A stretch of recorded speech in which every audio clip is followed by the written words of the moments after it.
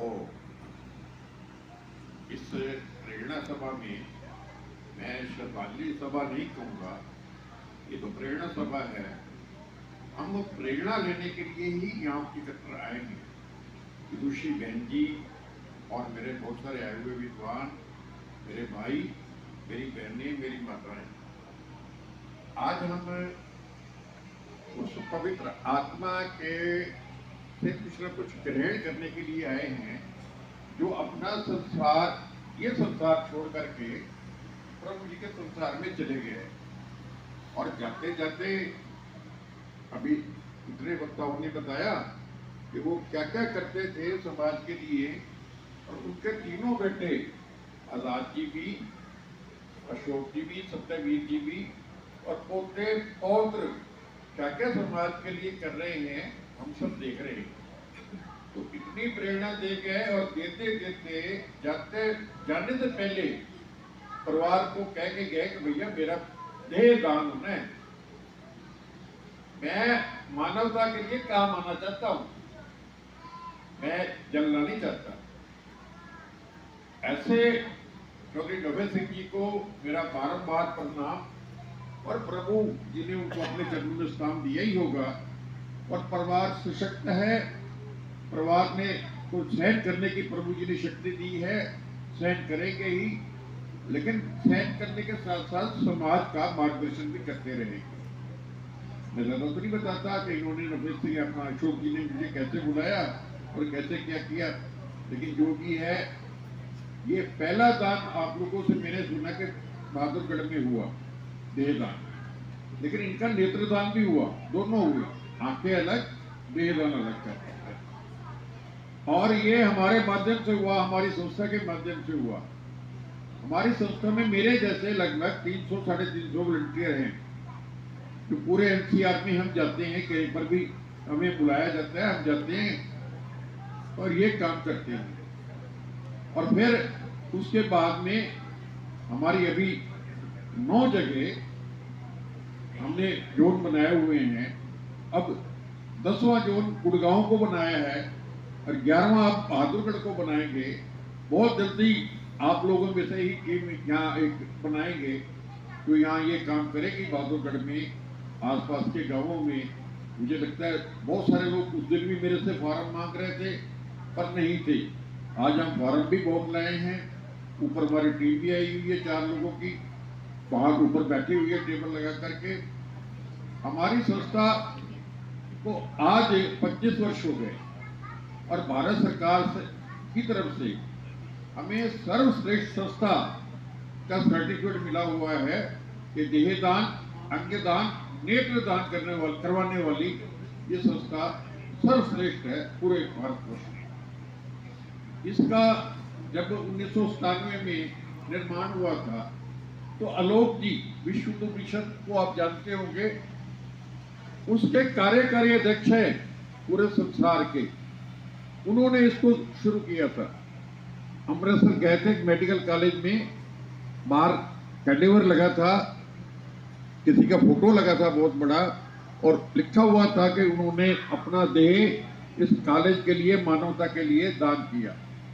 तो उन्होंने पूछा, तो उन्होंने बताया ये होता है। उन्होंने संकल्प किया मन में कि हम शुरू करेंगे। तो दिल्ली में आए, अपने साथियों को 5-7 लोगों को बुलाया, और धीरे धीरे इसको शुरू किया। लगभग 382 लोगों का देह दान हम करवा चुके हैं। 900 से ज्यादा लोगों की आंखें दान करवा चुके हैं, नेत्र दान करवा चुके हैं, और 20 लोगों का अंगदान करवा चुके हैं। अंगदान बड़ा प्रभु कृपा से बड़ा बहुत मुश्किल से हो पाता है। एक तो अभी भी, आज भी पूरे समाज को अगर हम घूमे संसार में, हिंदुस्तान में, तो 80% लोग नहीं जानते कि देहदान, अंगदान, नेत्रदान क्या है, कैसे होता है। कहीं तो डॉक्टर भी नहीं जानते कि कैसे होता है। तो देहदान तब होता है जब हमारी मृत्यु हो जाए, किसी कारण से भी मृत्यु हो जाए। मृत्यु होने के बाद में परिवार वाले हमें एक फोन करते हैं। उस फोन के बाद परिवार का कोई काम नहीं रहता, बाकी व्यवस्था हम करते हैं, कौन से मेडिकल कॉलेज में जाएगी, कहाँ पर जाएगी। हमारे से जम्मू कश्मीर के मेडिकल कॉलेज की डिमांड आती है। पीछे अनंतनाग में एक नया मेडिकल कॉलेज खुला, उनको बॉडी नहीं मिल रही, उन्होंने हमें कांटेक्ट किया, हमने 7 बॉडी उनको दी है। अभी अलवर को नहीं मिल रही थी, अलवर को भी हमने देनी शुरू की है। अभी कल करनाल में भी भेजी है। ऐसे मेरठ में भी जो जहाँ से भी डिमांड आती है, हम उनकी डिमांड को पूरा करने की कोशिश करते हैं। मैं बता रहा था, देहदान नेचुरल डेथ के बाद ही होती है और नेत्रदान भी नेचुरल डेथ के बाद होता है। बहनें मेरी बैठी हैं, अब किसी ने तो ध्यान होगा, किसी को अगर 4 साल पहले खबर आई थी, 2 मिनट खबर आई थी कि एक बहन ने फांसी लगा ली। क्यों लगा ली? उसके पति को आंखें खराब हो गई थी और कॉर्निया कहीं से नहीं मिलता था तो पैसे मांगते थे, उस बेचारी के पास पैसे नहीं थे और घर वाले से बड़ा प्यार करती थी, बड़ा स्नेह करती थी। सुबह उसने फांसी लगा दी और लिख दिया कागज के ऊपर, मेरी आंखें मेरे पति को लगाई। ऐसी नौबत ना आए, उसके लिए हमारी संस्था काम कर रही है, और भी कर रहे हैं, लेकिन हमारी संस्था इस पर काम कर रही है।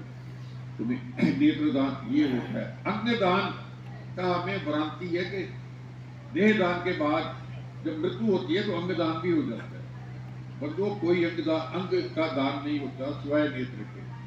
बाकी टिश्यू है उनका दान होता है, जैसे चमड़ी है, हड्डी है, इनका दान तो हो जाता है। लेकिन कोई कहे फेफड़े, किडनी, हार्ट, इनका किसी का नहीं होता।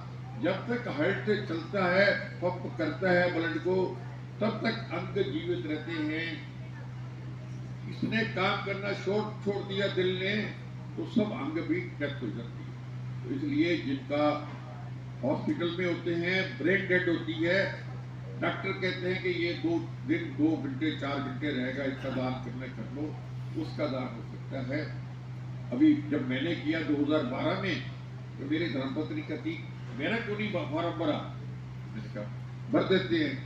उनका भरा, मेरा बेटा 49 साल का, कहता मेरा भी भरो। वो कहती है मेरा भी भरो। मेरे सभी भाई, मेरे भांजे, मेरा पूरा परिवार ने ये देहदान, अंगदान, नेत्रदान जो भी काम आए हमने संकल्प किया। बाकी तो प्रभु इच्छा।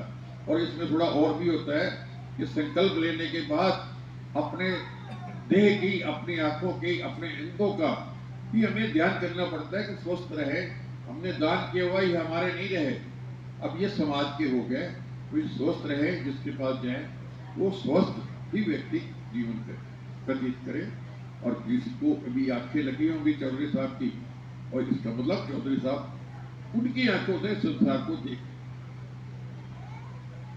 गुरु गोविंद सिंह जी के हम वंशज है। गुरु गोविंद रहे जिनका पहले नाम था, गुरु तेग बहादुर के पिता।